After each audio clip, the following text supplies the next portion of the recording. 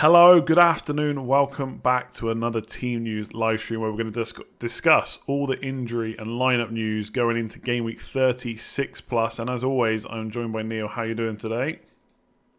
Not too bad, Andy. Yeah. Another deadline tonight. So it's been a very quick turnaround. And as we'll explain in a second, we haven't heard from every manager because the games are spread out from Tuesday to Friday.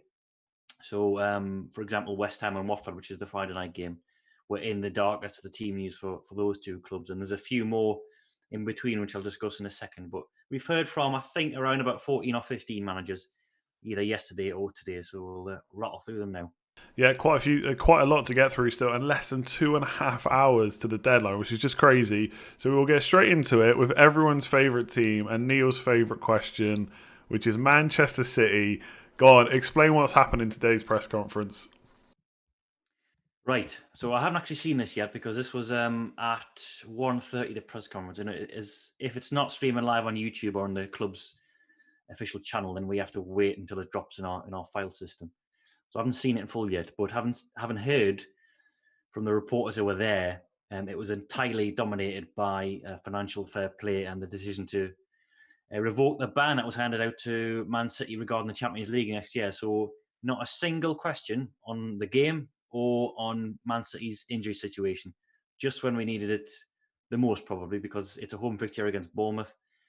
I think a lot of people actually are looking at this as a potential free hit week and probably going big on City as a result. But we haven't heard a single thing regarding injuries. I will keep checking the Man City site because sometimes after a press conference, they'll put up a few lines on the latest fitness situation, regardless of what Pep said. So I'll keep checking there. But in terms of the actual press conference, it's very slim pickings. And anything embargoed, we're not going to hear until after the deadline because that's at, I think, is it 7:15 tonight? The Chelsea Norwich game's at 8:15. So, yeah, if anything's embargoed, it'll be at least 10:30 tonight, possibly even tomorrow. So, I doubt we're going to hear anything conclusive from Pep before the deadline. Yeah, I got to be honest, a little part of me does find it quite funny that we're not going to hear anything, even though it's so annoying. I know a lot of people are on free hit.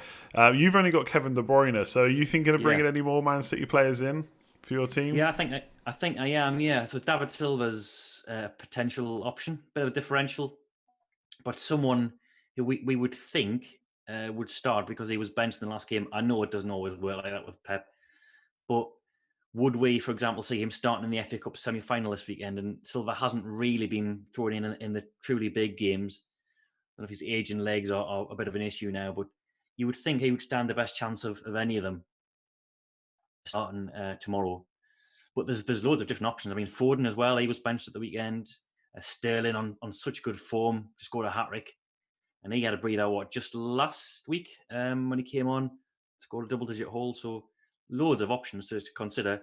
Jesus, I guess, up top as well, even though he's had, 6 straight starts in League and Cup.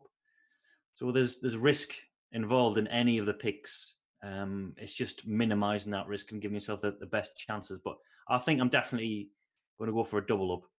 Probably not a triple up because that would necessitate hits, and I think that is too risky a punt if you're taking hits for someone you're not even sure is going to start. So I'll be thinking about that between now and 7:15. What about yourself? Yeah, just really quickly before we move on to the other teams, I think we kind of talked about this on the Scoutcast yesterday, but I think it depends what kind of manager you are. If you're someone that likes to take aggressive plays, and getting in Foden and David Silva, they seem to be like the two most likely to start. There's no guarantee still, but they're most likely to start. So if you want to switch a player out, Man City player to another one, that's the way to do it. I've got Mahrez, Jesus, and De Bruyne, and I reckon Jesus is probably one of the higher percentage chances of starting because his minutes are being managed quite well. He keeps coming off around the 60-minute mark, and he hasn't played too many 90 minutes since the restart. And I reckon there's a chance that one of De Bruyne or Mahrez plays as well. So I'm just going to stick. And there's always points off the bench as well, which we've seen numerous times already. So I'm not the kind of manager that will go for that aggressive play of switching them around. I'll just stick and hope for the best. And if they don't start, there's still Watford and Norwich to come.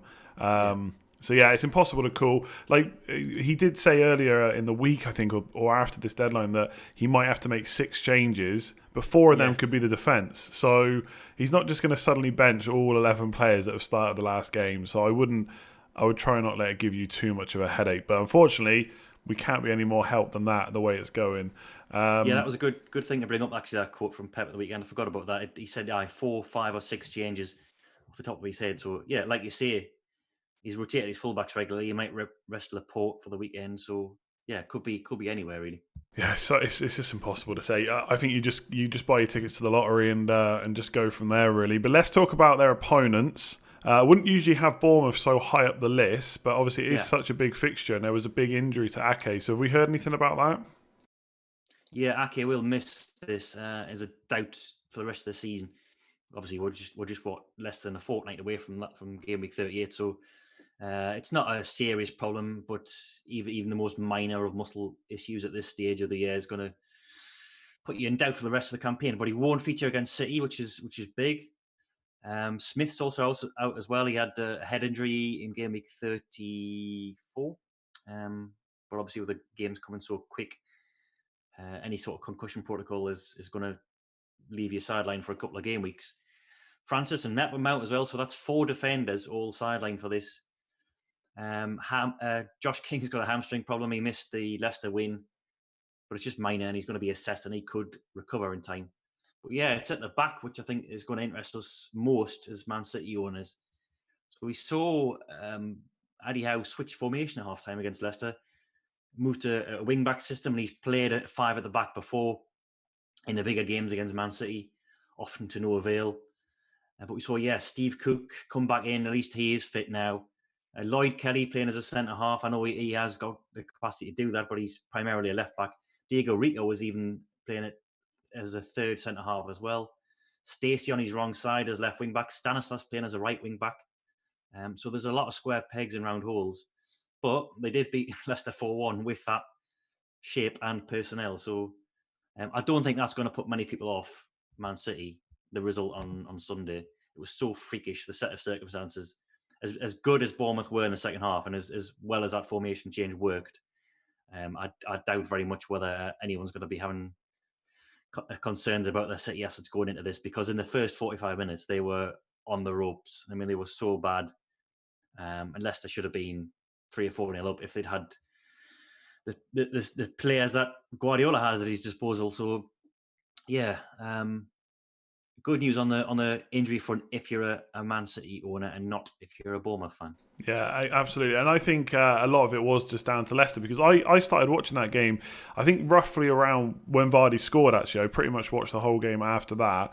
And I think they had something like 11 shots in the first 30 minutes. But after that, they really weren't very good. Like, Vardy hardly had a sniff, even though Bournemouth passed him the ball after he'd scored. And he was through on goal and didn't put that away. But yeah, they were really poor after that. And we might as well come on to them now, actually, while we're talking about them, because they've got quite a few injuries, which obviously isn't helping. And Soyuncu is not helping either. So yeah, what's Rogers said about Leicester? Yeah, Soyuncu's out for the rest of the season. Got a red card, and that's a 3-match ban, so that takes him up to game week 38. Chilwell and Madison are going to be assessed. They missed out not just last week, but before that as well. So again, Rogers saying there's still question marks over those two. They're going to give them every chance and leave them to the last minute, but still sizable doubts, I think, for this one. Albrighton picked up a knock as well against Bournemouth and was taken off in the first half. He's got a chance of recovering, but again, faces assessment. So yeah, they're down a few players. They had been played in a wing back system against Bournemouth, so whether Soyuncu being out changes that might be the case. They've got people like Ryan Bennett and Fuchs who can play centre half, Morgan as well. So yeah, they're in pretty dire straits. I think 14 points from the last 14 games, which was terrible. I think the Champions League place looked like it was sewn up towards the back end of last year, the calendar year, and they've just the wheels have come up since. I mean, Vardy still scored. That's a big thing, I guess, regardless of how the rest of his teammates are playing. But yeah, a lot of uncertainty about the team and what shape he's going to send the players out in, because the likes of Barnes haven't featured with Rogers playing 2 up top. You know, Iheanacho's been playing alongside Vardy. Perez has been supporting them from just behind. So yeah, he's got a lot of question marks over this fixture against Sheffield United, who are looking back to the best. Yeah, I'd be worried if I owned Jamie Vardy. Although, like you said, he has been scoring. It's just all these constant changes to that the Leicester formation and stuff like that would worry me a little bit. And as you said, Sheffield United doing really well. But I have heard he's a Sheffield Wednesday fan. He is. So yeah, I didn't know that until this week. So that could, I mean, how much of that actually has an effect, I don't know. But I'm sure he would love to score in that game. So, Oh yeah. given he's in pole position for the Golden Boot as well, he's going to absolutely be going for it. So, be interesting to see. Did we get anything from Man United? I don't know if there was a press conference for them, but obviously they played last night. Did we hear anything from Ollie? Now this is one of the 5 or 6 that we haven't heard from. I mean, he did speak after the game. It was a post-match press conference rather than a pre-match one for Game Week 36. So we do know of 2 new injury doubts, and they're both left backs. So Shaw turned his ankle late in the game, and then his replacement, Brandon Williams, suffered a pretty nasty clash of heads. There was drew blood, and he had to go off, leaving United down to 10 men, which is when they conceded the equaliser in stoppage time. So we won't get any more information on those 2, I doubt, before tonight's deadline, which means that someone like Diogo Dalot could be forced to play really at left back. I think he has played there sporadically before, not his favourite side. And he's not even been in the matchday squad, I think, since the restart, but he did play in the FA Cup, so he's fit. Apart from that, I mean, it's been an unchanged team for 5 games in a row in the league. But Solskjaer was interviewed before kick-off last night and said that they'd drawn the long straw in terms of recovery periods up until this point. So we've talked about this before in previous podcasts. They've had the best rest times in between games up until game week 35. That's not the case now. So they've got the Crystal Palace game on Thursday. Then they've got a cup semi-final. Then they've got a game week 37 fixture, and then they've got Leicester on the final day. So I think that's all in the space of about 10 days. They've got 4 games to play. So there's a possibility of unenforced changes taking place, as well as the enforced one at left back, which might be the case. It's just where that'll come. I think we saw a few tired bodies last night. I thought they looked a little bit jaded towards the end. Credit to Southampton, of course, for the way they played. So yeah, the likes of James, potentially for Greenwood, maybe McTominay or Fred for Matic. But then again, it was in the FA Cup quarter final that Solskjaer chose to rotate his troops last time against Norwich. So I think he rested 8 players in that quarter final. Whether he do the same again in the semi against Chelsea at Wembley is another question. But yeah, not quite as secure a start 11, I think, as it has been up until this point, just because of the fixture congestion that's about to hit them. Yeah, I think there is going to have to be some rotation over the next few games, and I agree. Some players look like even Bruno Fernandes, who has looked like one of our fittest players. He looked knackered. And I tweeted that like about 1 or 2 minutes before he actually came off, and Greenwood just wasn't involved in the game as well. So I'd be very surprised if Greenwood starts the next 3 games. Now I'm not trying to scaremonger. I actually think there's a good chance he gets his rest in the FA Cup rather than anywhere else because Daniel James in that fixture against Chelsea, maybe trying to play on the counter. Greenwood's not slow; he's no slouch, but he's not Daniel James. That might be a good time to rotate a few players. I think with the likes of Bruno, Martial, and Rashford, I don't see them getting rotated, but we'll definitely see their minutes managed, especially if we can actually get. The problem with Southampton game is they were so good, we couldn't get away from them. If we'd gone like 3 or 4-1 up, like Martial had taken his chance, Rashford had taken his chance, then totally different story. But now. That looks tough. So yeah, I definitely think there has to be some rotation. I don't think he'll have a choice. But I think from a FPL perspective, we might get lucky and we'll see more rotation in that Chelsea game. Even though the FA Cup's important, it's not as important as top 4. Yeah. Even though they might not want to publicly say that, everybody knows that's the case, I think. So yeah, it'll be interesting to see. Yes, okay, moving on from Man United. Liverpool. Any injury doubts there? I've got a feeling, I don't know if you agree with your predicted lineup. I think this is going to be a pretty strong team because it's Arsenal, and I think they might go first choice 11 here. What do you think? I agree, yeah. That's what I've done in my predicted lineup. So now, every outfielder, bar Van Dijk, who's just an ever-present, he never gets benched, has had a rest following the resumption. Now, in Salah and Gomez's case, that did come in the first match back, so it's not really a rest. It was more sort of injury-led. So yeah, everyone started or like had at least one bench in those 6 games. So you'd think, given the magnitude of the fixture, given perhaps that they've dropped points as well, and they're still going for the record points tally, and that the likes of Alexander-Arnold, Mane, Firmino, Robertson, Wijnaldum have all been benched in the last fortnight, it'll be a pretty strong side. I think you could argue that, is Salah due another breather, but I think, they've got, what have they had, 5 days, 4 days recovery between the Burnley game. They've got another week off after this. Exactly, yeah. Before Chelsea, yeah. So I've gone with full strength. I think Fabinho would probably start in centre midfield because Henderson's out and Milner's almost certainly out as well. So sort of reduces the options in the centre of the park. I think Keita might come back in as well. So yeah, I've gone pretty much full strength in that predicted lineups tab, following the sort of the slow rotation that we've seen over the last couple of weeks. Yeah, I know a lot of Liverpool fans don't think, we've seen quite a few times this season where Henderson's been out. They've maybe not been quite as good, so I guess that's a little bit of a worry. But you're right, there's 7 days rest between Arsenal and Chelsea, and both those teams are going to play FA Cup. So obviously Arsenal won't have played their game, but they'll be thinking about it. And so I think, like a lot of people looking to bring in like Pulisic and stuff, I think that's... And Liverpool have been shipping a few goals, but I think it's going to be a much tougher proposition. I reckon they might play pretty much full strength 11, at least the front three, back four, for the next 2 games. Be interested to see. But yeah, no new injuries for Liverpool.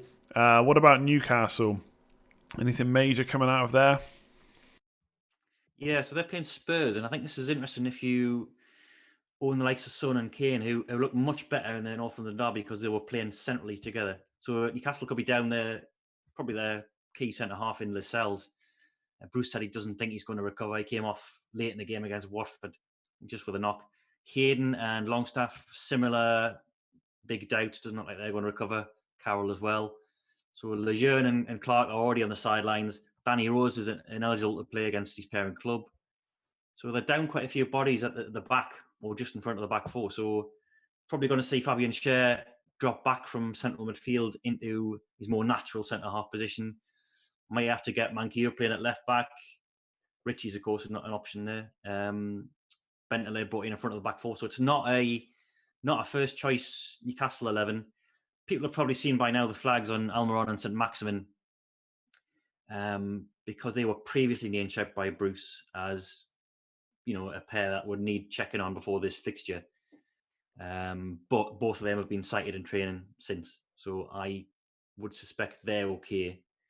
It's just the bodies at the back, which has proven to be a problem. So, and Newcastle haven't kept a clean sheet actually in, I think it's 5 games. So we're not the defensive force we once were.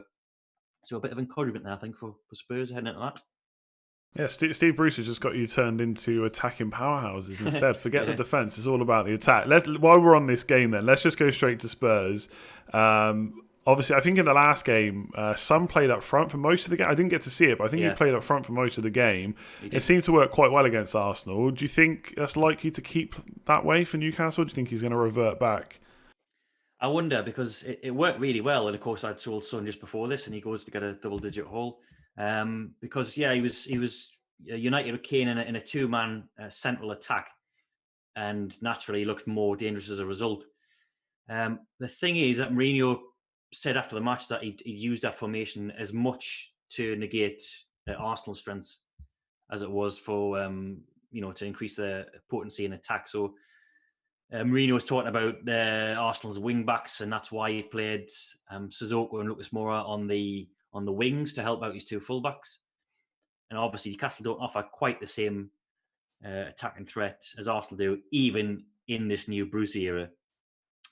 So, yeah, I think it works so well that you'd have to reconsider that. I think rather than switch back to his usual 4-3-3. There will be some injury issues and availability issues. So Ali is back in training, but is looking unlikely to feature in this. Ndombele picked up an injury yesterday. Again, a major doubt.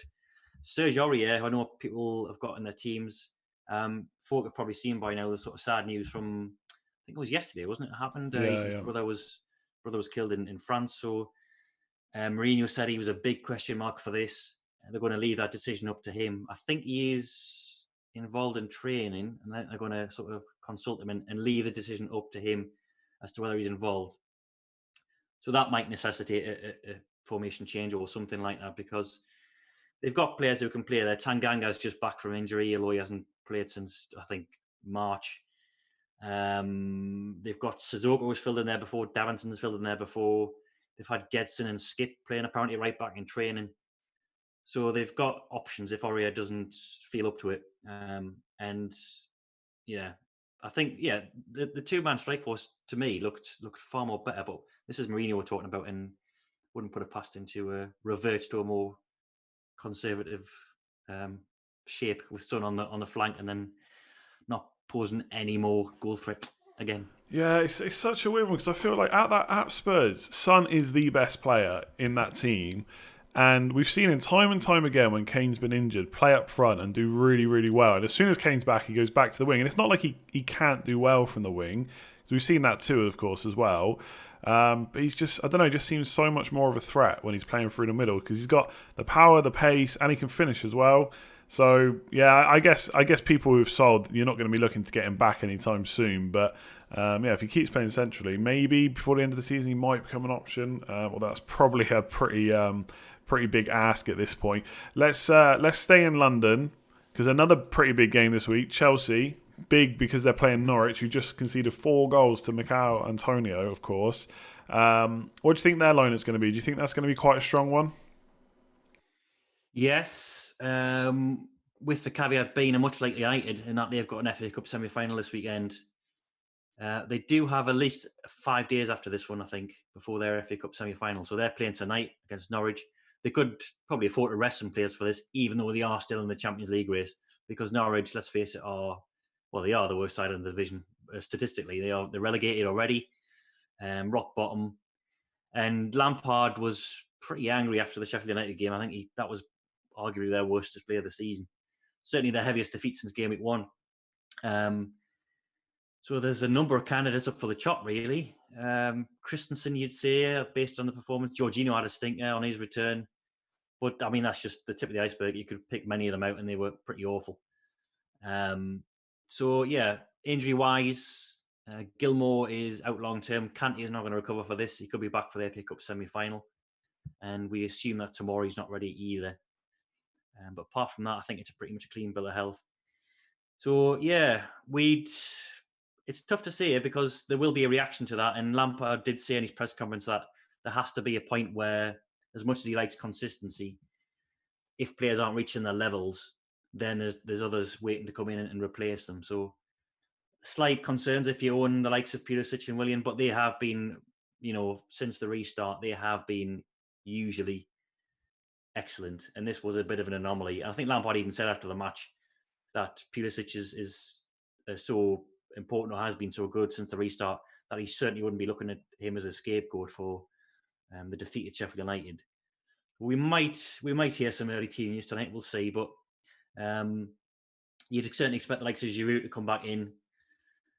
Maybe Rudiger as well if Christensen's dropped. Could see Kovacic come back in because he's fit now.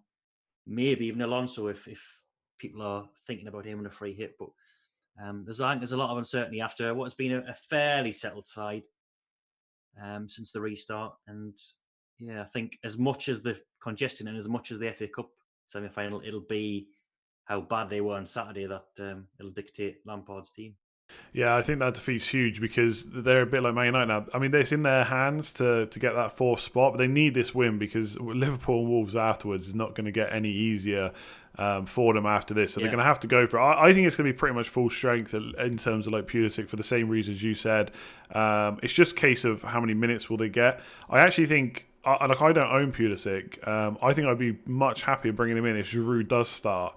I just think that just makes Pulisic and Willian a slightly better option. Whether or not he changes Willian, we'll have to wait and see. But hopefully we'll get the team news. But yeah, I think they're going to have to play a pretty full strength squad for the same reasons Man United. They can't afford to not get Champions League next year. So that's going to be the big drive for both these teams. We're going to say that every single week, I think, till the end of the season. So yeah, it'd be interesting to see who they put out. But given that West Ham put 4 past them, I am quite scared right now that I don't own any Chelsea players. I'm not afraid to admit that, but we'll see how it goes later. I'll decide what transfer to make. Okay, who else we got here? Burnley. Any new injury news there? I know they've had a few already. Oh, as you were. So Cork, me, Loughton and Barnes, sort of medium-term injuries. They're not going to recover, probably unavailable for the rest of the season.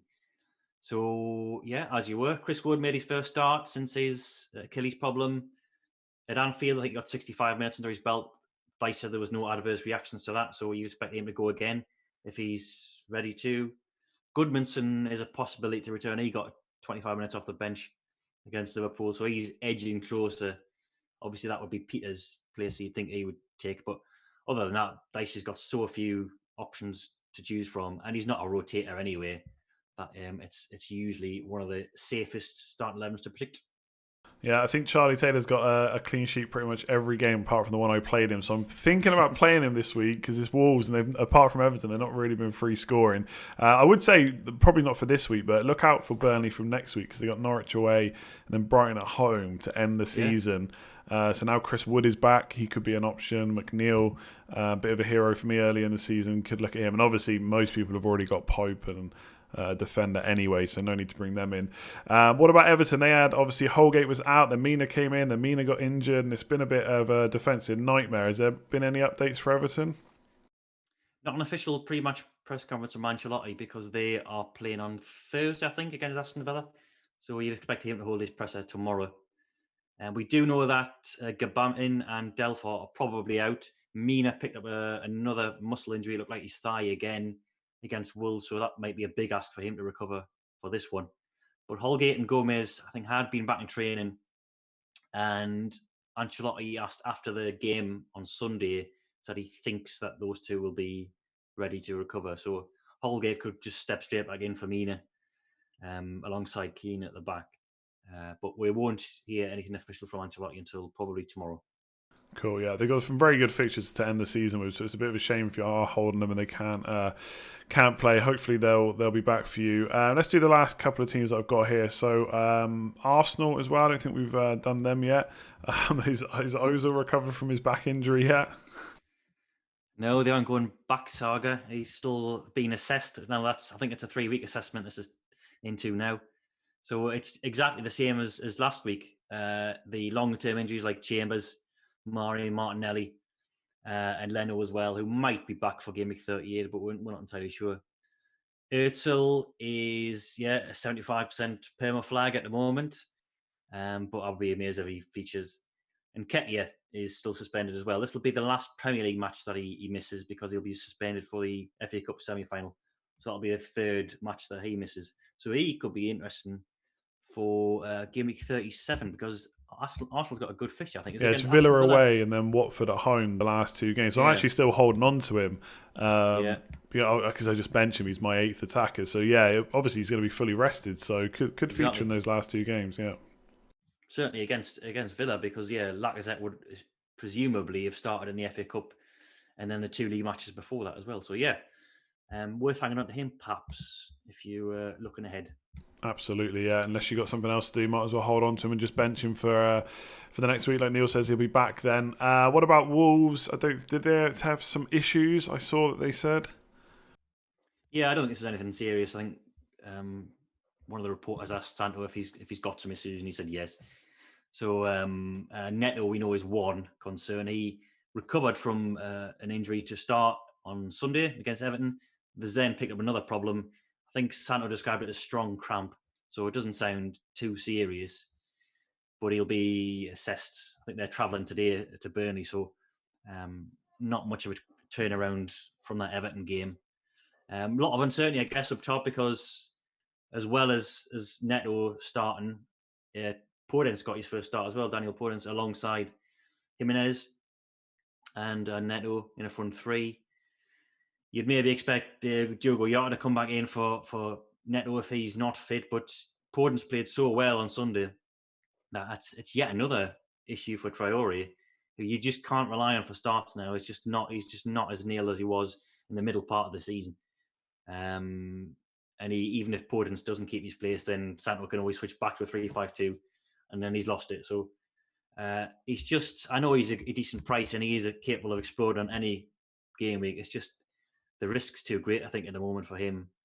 And given how well they played without him on Sunday and how well Podence did, then not looking too good, I think. Yeah. I guess the only thing in his favour is that it is such a quick turnaround, and it's whether these players can go again against Burnley, so he might get a start. Yeah, I'm gonna say there's absolutely no reason to own Traore at the moment. I don't think no guarantee of starts. Wolves, apart from Everton, haven't looked great going forward either. Yeah, And there's so many midfielders that are better options than Traore. So if you're still holding on to him, he has to go. And I agree. Like I said, they haven't been that great going forward, but they were against Everton. Now some of that was down to Everton. No midfield kind of helped them there.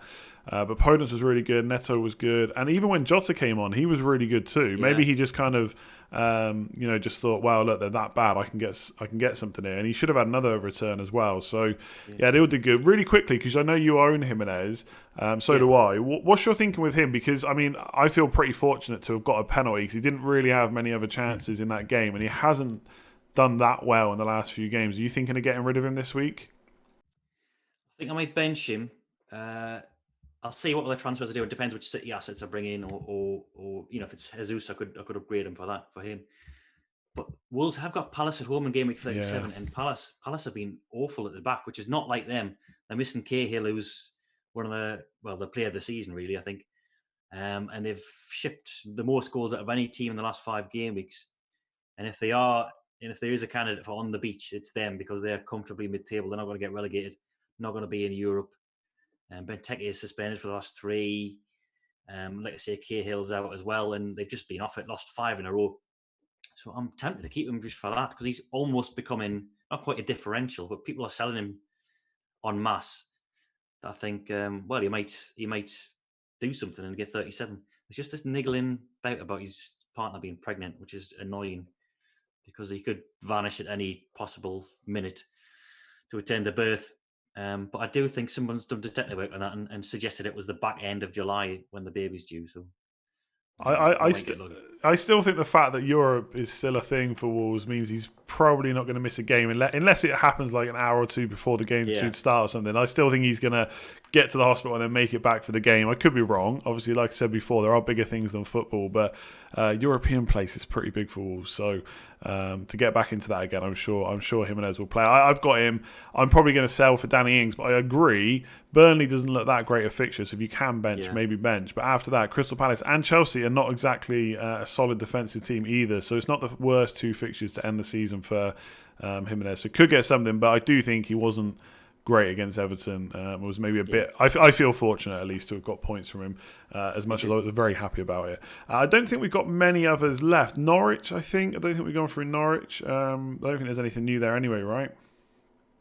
Yeah, that's it. Yeah, Fark faced the media yesterday. So just the same long-term ones, Leitner, Hanley, Zimmerman, and Byram.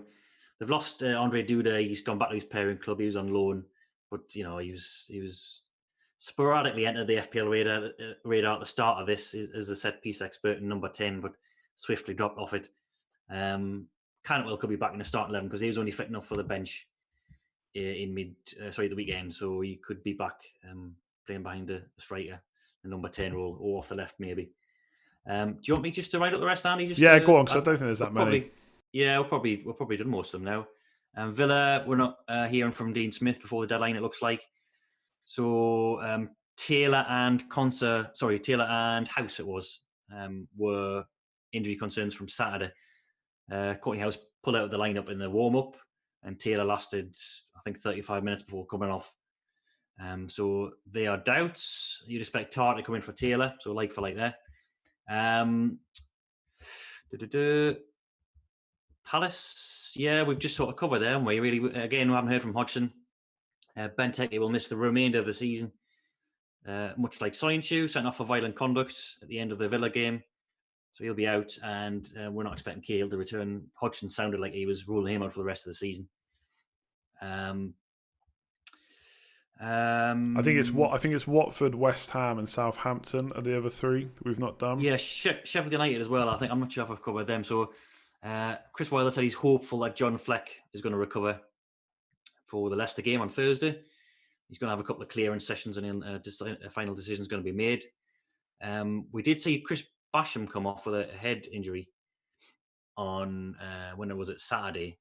So if that was concussion, then that would rule him out of this one. But Wilder didn't mention him in today's press conference. So he said that there was a few bangs and bruises and things like that, but he thought his squad were all fit to go. from that game. So it does sound like it's not like a proper concussion. If it was, then he'd have to sit this one out. Southampton, yeah, as we said, we won't hear from until later in the week. I don't think Boufal, Ginetto are expected back. Might see a bit of rotation because it's been a very settled side. I think the same team 3 games in a row now. And the matches are, 72 hours apart. The game week's 35 and 36, so possibility of rotation there. Watford, again, another one who won't face the media until after Tuesday. Delafio's success and Janmat are the only known absentees. They have named an unchanged team last 2 games and they've won both of them. So as long as fit, that will remain the case. West Ham, they're playing Watford on Friday. Anderson and Snodgrass had been back in training and weren't ready for game week 35. They might be ready for game week 36, but given how well West Ham did against Norwich, much like Watford, he expected to be largely unchanged. And I think that's it, is it? Remind me if I think that's it. Anybody there? Yeah, that Watford West Ham game will be interesting because by that point they'll know whether kind of Bournemouth and Villa have lost, got a point each or won, and obviously the relegation battle's getting pretty tasty right now. So it'll be interesting to see how that game goes because neither are going to want to lose that, and it would be a huge win if I could get it. So yeah, it could actually be a good game on that Friday, West Ham Watford. And I don't think we probably said that too many times before. Just really quickly, I've of course got your team here, which I've started doing since last week. So you've kind of already talked about it. So obviously a bit, I'd say unlucky to be honest, that you got rid of Son last week and bought in Mane. One blanked and the other one didn't. So like, what's your thinking for this week? I know you kind of already mentioned Man City players. So what? You've only got one free transfer, right? Yeah, story of my season after the restart. Really, I've just been one bad mood after the next. So at the moment I think I'm set up in a 3-4-3, but it's Jimenez is like the placeholder at the moment. So I'll either upgrade Saka to someone like Silva and play 3-5-2 with Mane, or take a hit and do that transfer with Mane down to Sterling. It's just a -4 for someone you're not really sure is going to start is sort of sticking in my throat a bit. So there'll definitely be a second Man City player coming in. I think it's just who it is and how many follow. But I'm happy to play. I know Calvert-Lewin has been sticking up the place lately, but I'm happy to play him. I think at home to Villa. Villa haven't kept a clean sheet away from home this season, so surely he's got to come good eventually. He's due. Pride now. He's due. Yeah, he must be top of Joe's table by now. But yeah, captain on. It's on Pulisic at the moment, actually, but I'll reassess that once I bring in my Man City player. So I don't think I'll be captaining De Bruyne. And no Fernandes either? Bruno Fernandes? Yeah. What, in terms of captaincy? Yeah. Okay, yeah, he's an option, yeah. A big option because, as I said about Palace there before, they're not the defensive force they were really earlier in the season. And I had a look, actually, they're conceding a lot of chances through the middle at the moment, so he's definitely in the equation. This is not quite as cut and dried as it first seemed at first. I think everyone will have been looking at Man City v Bournemouth, but there's a few different options this week, actually. Chelsea and Man United players. Yeah, I think the lineup just killed people's thoughts on going Man City. The last one was so strong and had all the players that we basically own, and now everyone's just worried, which I get. I'm basically between Fernandes, because I just think he's going to play and we're going to hope to get kind of 2 or 3-0 up quickly. And then maybe bring him off. I would have been nice if Rashford had got a penalty in the last game, so Fernandes was definitely taking the next one because we're not quite sure what's going to happen there. Otherwise, Jesus, might just risk it, or I'm going to bring in Pulisic as well. I think against Norwich, they just look so bad against West Ham. There's a small part of me that's kind of thinking, now there's no pressure. Will some of them start playing for deals next year, transfers and stuff? But at the back of my mind, I know they're just bad and they're not going to be able to just suddenly turn it around. So, yeah, I think Pulisic's a great option. All right, cool. As always, any other team news between now and the... Yeah, I forgot it was 6:15 deadline. I thought it was 5. So you've got a little bit longer to choose your team. But any news between now and then, obviously Neale will have his article up on fantasyfootballscout.co.uk as always. Follow us on FF Scout as well for any kind of updates, and hopefully Pep will at some point give us his lineup and we'll tweet it out straight away, but seems unlikely. Thanks very much for joining me, Neale. Thanks, Andy. Good luck, everybody. Yeah, cheers everyone. Good luck for Game Week 36 plus, and I'm sure we will see you again for Friday. So only a few more days, and then we'll be back for the Game Week 37 deadline. Cheers all.